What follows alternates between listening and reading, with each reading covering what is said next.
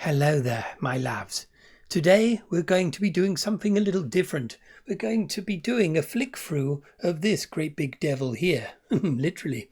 It's H.R. Giger's Necronomicon, Volume 1. There are 3 of these books. This one was published back in 1991. I can't remember where I got it or how much I paid for it, but it must have been, it was late 90s, I imagine, that I got this, or early 2000s.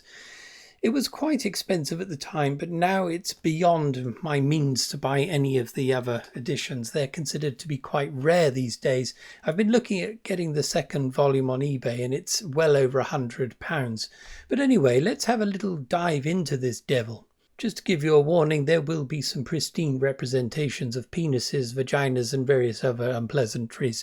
So if you don't like looking at those kinds of things, it's art, my loves, then please go your merry way. But for the rest of you devils, let's dip in. Okay, here we are. Let us sally forth. I don't know how good this will be. I'm going to stick my phone on my lamp and see if that works. It could be shambolic, my loves, but it will give you an idea of the delights that await the curious observer of the Necronomicon. 3, 2, 1, Fanny. Okay, here we go. So we have a wonderful dust jacket on this one. However, if you peel the devil off, we have this wonderful matte black surface with the silver inscription there. I think I'll take this dust jacket off. Okay, let's open the devil. So, right, the first thing you get is this. And when I first got the book, I thought, oh my goodness, I've got a signed edition. But it is not that, my loves. It's actually a homage to H.R. Giger from Salvador Dali. So this is the hand of Salvador Dali here. You can see the Dali here. But yes, I've seen this being advertised on eBay, saying that it's a signed edition. It isn't, my loves. But anyway, here we go. Let's flip through it. Here we have the preface written by Clive Barker, a wonderful fellow indeed.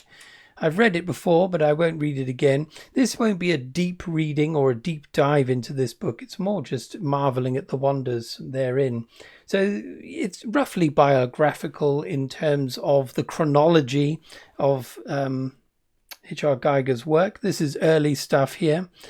Now, I was wondering what these kind of things were created. It looks like a lithograph, perhaps, but reading a bit further in, I think it's a technique that he pioneered himself, using ink and then scratching away the ink using a razor blade, of all things. Can you imagine? But yes, this is a revolver that shoots these little demonic children. Various other wonderful drawings there. Okay, here we got the shafts. And these were inspired by recurring dreams that H.R. Giger had as a young boy, I believe, or a young man, about vertiginous spaces. And this is an absolutely wonderful image here. Again, using that technique of removing ink using a razor blade, I believe. Got various other depictions of the same kind of shafts. This poor chap here's got his head stuck in some stairs and there's a void beneath him. And here we have someone in a wheelchair and they've got no arms or legs and they're falling off the edge of a ledge. Quite interesting imagery there. Okay, some more of these black and white images. And look at this one here. Now, these are some of my favorite images of his, whereby you have a vaguely humanoid shape immersed within a machine or buried underground. A claustrophobic kind of feeling you get from viewing these images. This is particularly wonderful. It's going to take all day, isn't it, the speed I'm going? Some more of them here. Aren't these wonderful? Eroticism is coming into the mix here. This one's a particularly nice one. We have the posterior aimed towards us, but again, submerged within machinery. fucking motorbike going past, my loves. And this one here, this woman appears to be in a state of bondage, but again, entombed within a machine. We have something going into her mouth. This is very sexual stuff going on here. She appears to have 2 pairs of titties as well, and various other humanoid shapes. This one here, unfortunate fellow, buried deep underground. Here we have some more ones with it looks like the glands of a penis, of course, the end of the penis, some kind of helmet perhaps, with various tentacles, again suggestive and sexualized images. Now this page, this double spread, represents my favorite paintings of H.R. Giger. Again, quite early works. These are from the late 60s here. Now, I believe these were oil paintings. I don't think the airbrush was being used at this point. But again, we've got one of these subterranean humanoid things, again, incorporated within a machine. This one here, the same kind of thing. We've got a glimpse of the outside with this image. But again, a human that's kind of being birthed or just stuck within this assemblage of machinery. Quite scary, but this one is perhaps my favorite. Again, a kind of stylized representation here of the female genitalia. We have one nipple on show here, and here we have a proto-alien shape here that would be elongated in later years for the Alien films, but you can see the genesis perhaps of the early Alien in this image, but it's not quite as dark and dismal as some of his images would be later on. There's some color here, my loves. There's hope within the devastation, if you will. Okay, Nightmare. This passage describes another of H.R. Giger's recurring nightmares. This one involving a trip to the lavatory. But yes, quite interesting. Again, about confined spaces, primarily. Passages. This also informed these dreams, or was his way of working through these dreams. He never had these nightmares following these paintings. Here, the airbrush is coming into use at this point, although it's primarily painted with brushes here. This is based on a garbage disposal truck or a garbage lorry. I don't know what we'd call it, dust cart over here. This is in Germany, I believe. It's a very strange orifice through which the rubbish goes. But here he's representing this. You can see his appeal. It's an entrance that resembles a vagina. Okay, working with an airbrush. Here the airbrush is being used. Here are early examples of the airbrush's use, more of a kind of aid to doodling or automatic drawing, if you will. Again, the sexualized images are coming out of his subconscious there. I know it's never far from my own, but yeah, it's quite rough and ready in a way, but quite marvelous. Various penises and female parts. This particular image must be a lot later. Wonderful. And again, another quite worked up one here. That's from 1975. So he was well into the use of the airbrush at this point. We also have, quite disturbingly, babies occasionally appearing in these paintings. Now, this is a fantastic image. It's called Lee. I think it's Lee 2, this one. Yes. Okay, so this was his girlfriend at the time. She was a young aspiring actress who died very young. Reading the biography that accompanies this, I think she died when she committed suicide, unfortunately. But this is a quite fantastic painting here. Again, the incorporation of a human into the machine, but just the neck and head have survived this process, whatever that might be. I just love these various tubes and the architecture that he incorporates into these paintings. We have some skulls here, lots of skulls. The only thing I don't like about this image are these 2 aerosol cans. I never used to like that, but there we are about that image.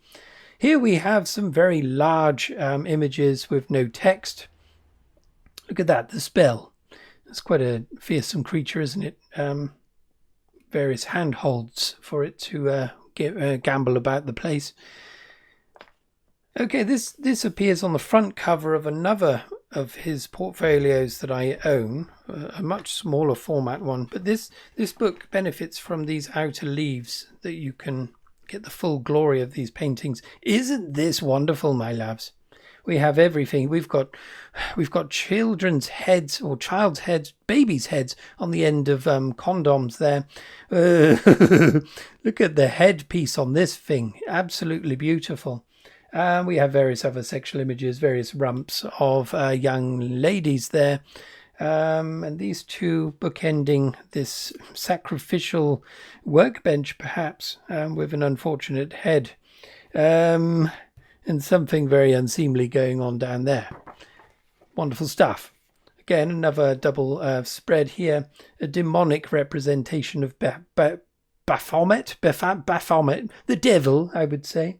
Okay, we've got two humanoid creatures there being pleasured. The devil is in the middle there. A couple of babies holding hand grenades. Various serpents. Yes, you know what's going on there. Demonic shit. Oh yes, and an angelic form being impaled on a central horn of the devil. Yes, quite frightening stuff. Now look at this image. Isn't this wonderful? Now his grasp of perspective here is, I would say, masterful. We have a vanishing point somewhere up there, up here. It's all over the place. And what is this structure here? What is it composed of? That's what I often think to myself. It looks like bone, I would say. A bone a spell has been performed on this bone to create these various intricate structures. And in the center, another angelic form that's perhaps more a demon than anything. Again, we can see some proto-alien structures here. It's a crucifix of sorts, isn't it? Quite scary. Yes, her arms have been severed and they're being kept alive perhaps by the machinery here. It's quite frightening stuff. I just hope this is being recorded. I've got no way of knowing. Again, this is Lee, L.I., her, his girlfriend of the time. Here he was taking the airbrush to her body itself. Again, another portrait of Lee. This is the first one, I think. And again, we have something that would later go to form the structure of the alien that we know so well. Instead of a small mouth with gnashing teeth protruding from these mouths, we've got penises. I mean, that small gnashing mouth coming out of the alien is definitely a penis. Okay, biomechanoid.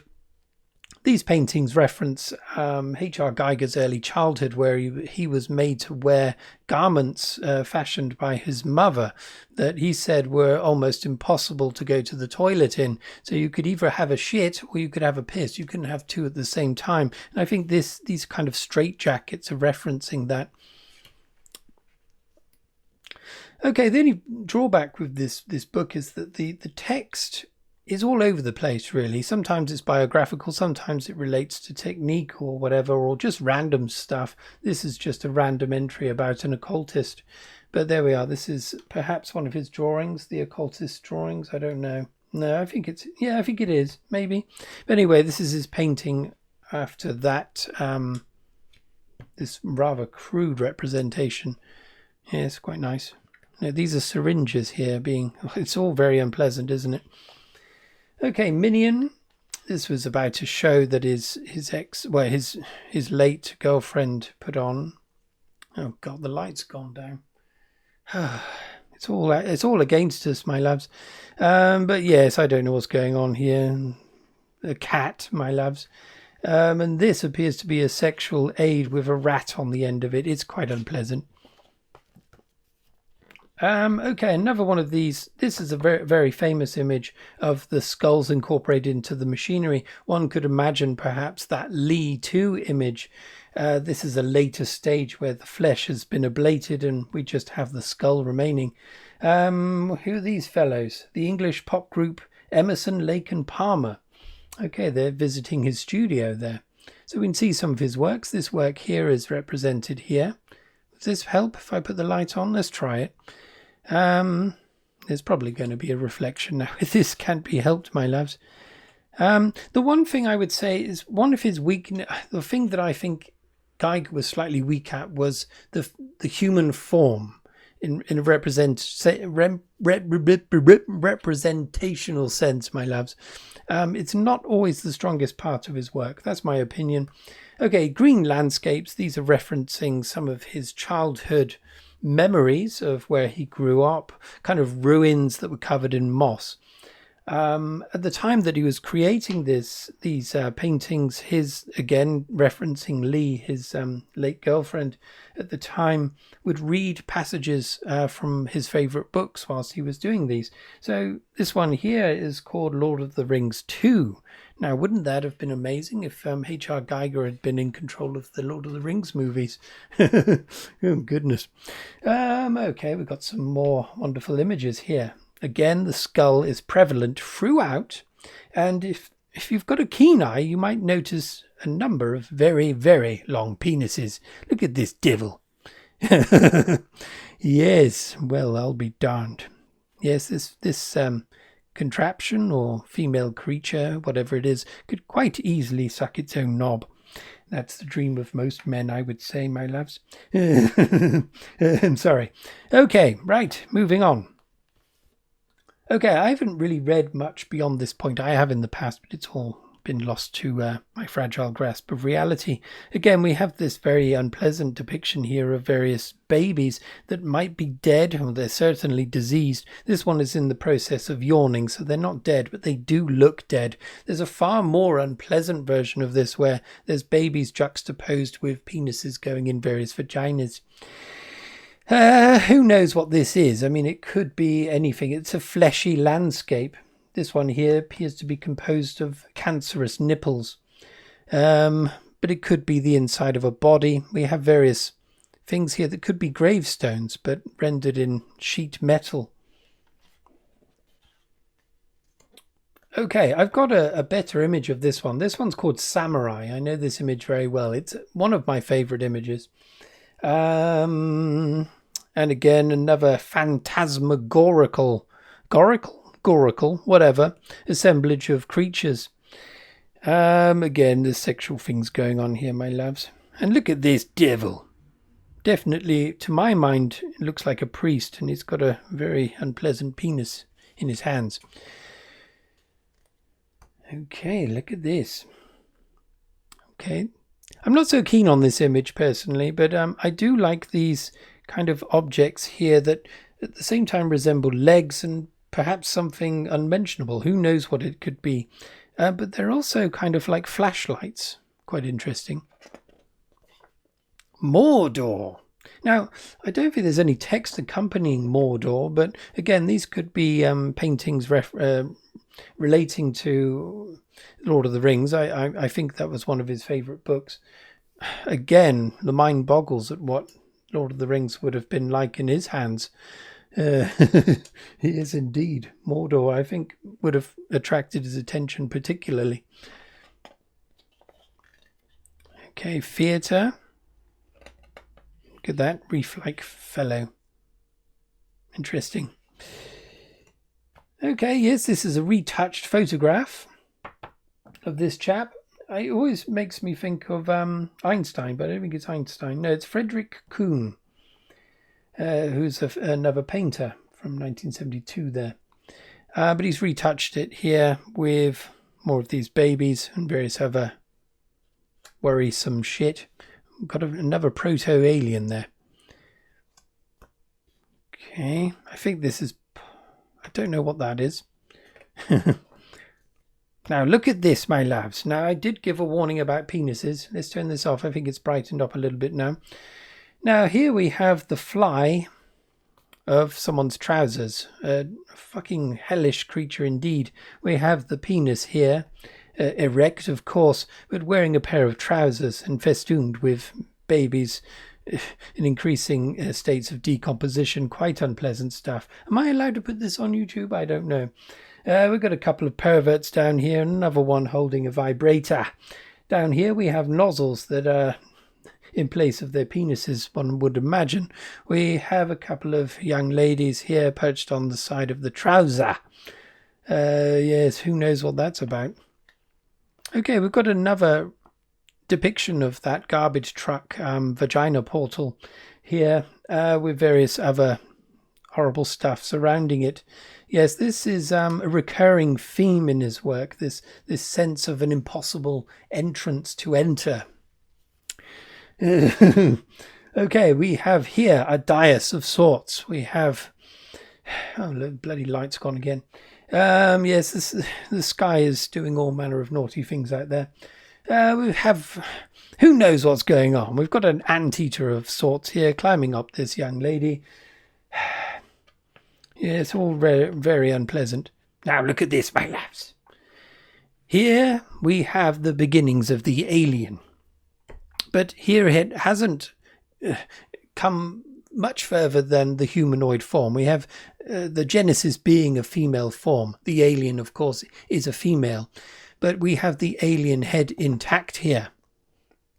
So when was this one? So 304, 1976. So yes, perhaps he was already thinking about the alien. Here the alien is definitely coming to life and it's playing with a very, very large penis.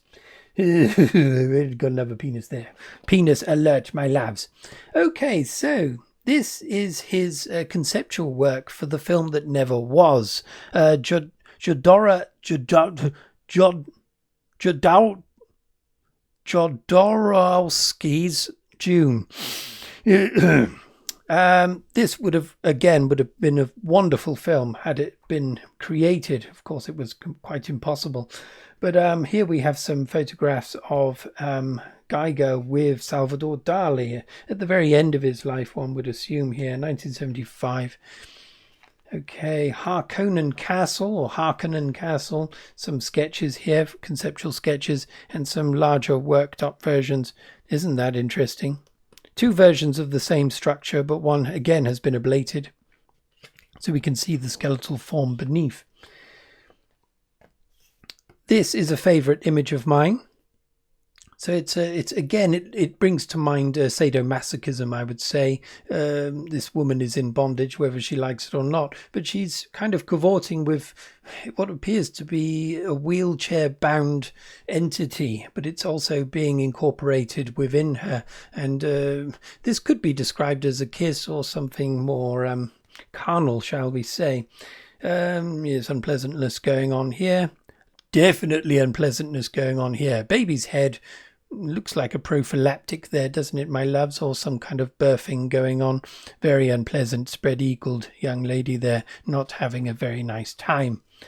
Now, these are, again, some of my more favourite images of his. Just a skewing representation altogether, really, and dissolving into pure abstraction, but abstraction that is absolutely beautiful. Look at this, my loves. The luminosity, the sense of transparency that's achieved with his mastery of the airbrush is unparalleled, I would say. Wonderful stuff. Now, another thing I would say about Giger's work is that I don't know if his dalliances with the film industry did him much good. It brought his attention to the masses, of course, which is perhaps what most artists want at the end of the day. They want to make lots of money, of course. But I think in fine art circles, or the art world in general, they poo-pooed him, I would say. I mean, this for me is surrealism. It isn't just... it's his use of penises probably put people off.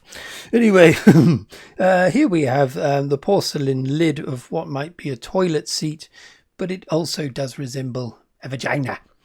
Yes. Okay, look at this thing. Again, we have a fucking great big penis with a child's head on the top. We're pretty much at the end now, but look at this subterranean shit going on underneath these creatures, which I like to see. A cross-section of hell, if you will. We're on the last pages here now. I like this image as well. Cavorting with a cylinder of some kind of gas. And here, someone either being enlightened or perhaps having a very bad dream. Okay, and there's the good man himself. Unfortunately, the binding on this has cut him a bit, but there we are. There we are. This is all of the plate references. And there we have you might be able to see here a ghostly image of the naughty one I've talked about before. It doesn't have the babies, fortunately, but various penises going into vaginas. Okay. Let's end it there, my loves. I hope you've enjoyed that. I know I tend to make light of my various videos. I hope I haven't in any way offended the memory of his work. He's one of my favourite artists, I've got to say. I wish I could get my hands on the other 2 volumes. I will keep an eye out. I might be able to get one that it won't cost the earth. And maybe we'll go through those as well. But if you're also a fan of Giger, please let me know how you first encountered his work outside of the films, that is. Yes, let's leave it there, my loves. Thank you very much for watching if you have, and I'll see you soon. Cheerio.